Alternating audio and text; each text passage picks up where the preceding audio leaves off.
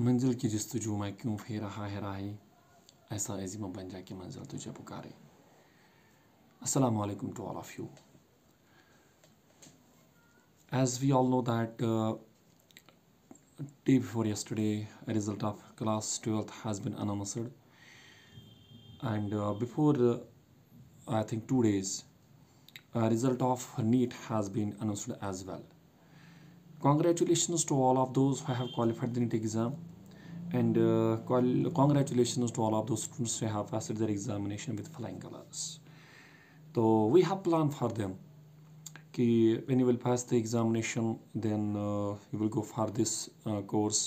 Now when you will qualify the NEET, so it means that you are the meritorious, you are the cream of the society, you are the contributor of the society, you are the heart of the society, each and everything. But these are only 5% people. These are only 5%. What about 95% of the students? जो 95% जिन्होंने NEET ही qualify नहीं किया है। अगर हम 12th exam की बात करेंगे, 12th क्लास एग्ज़ाम की बात करेंगे, only 74% passed the class 12th exams. And what about the 26%? That's not a small margin of the society. That's a huge margin of the society. What about them? We know what is planned for them. Reject them from the society. Reject them from their families. Once you will start to reject them, they have option of life. They says suicide is better than life.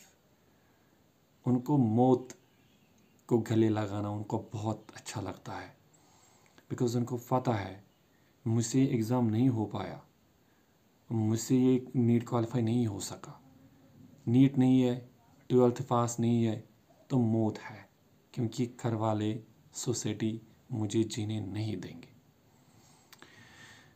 हमारी society में इसको बोला जाता है suicide, जिसको दरखीम साहब ने बोला है।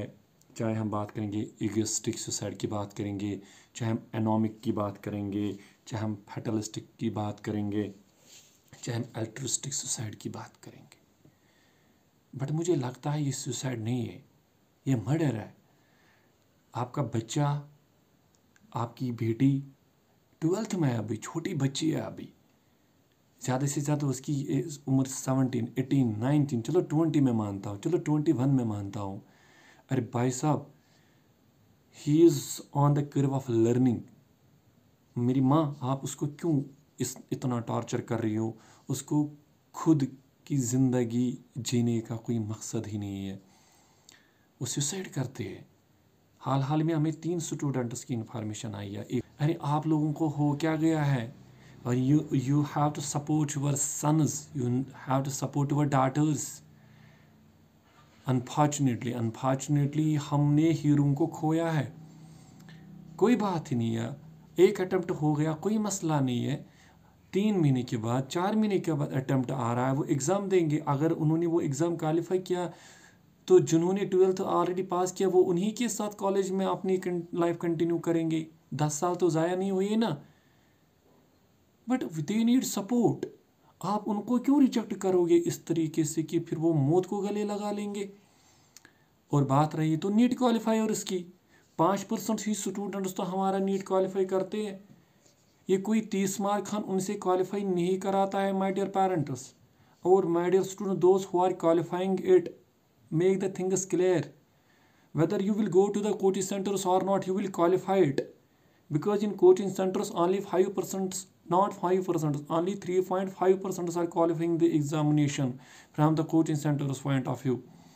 But as per the ratio of the intelligence, as per the ratio of IQ is concerned, 4.5% students, 4.5% people in the world, they are coming in the category of the gifted, they are coming in the category of the very superior, and they are coming in the category of the very genius.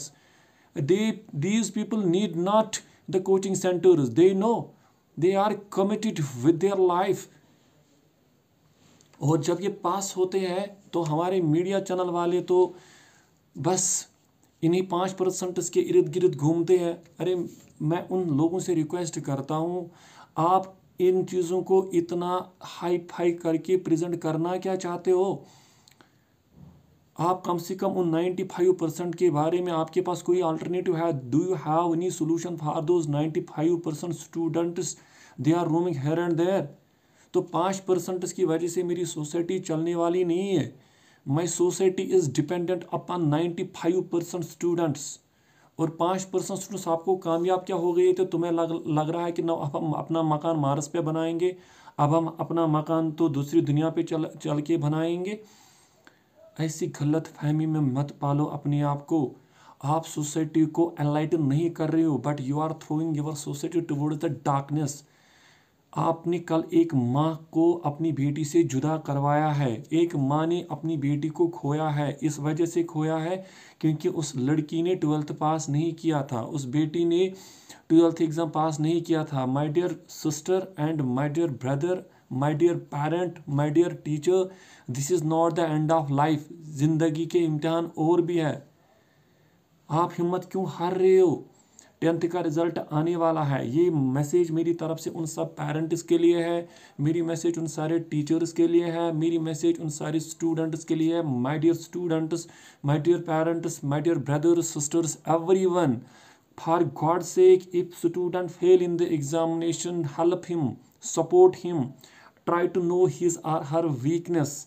उसको मदद करो। ही need support. Already बेचारा वो depression में हुआ होता है, और ऊपर से जब उसको रिजेक्ट करते हो, उसको जीने से नफरत होती है और मरने से मोहब्बत होती है।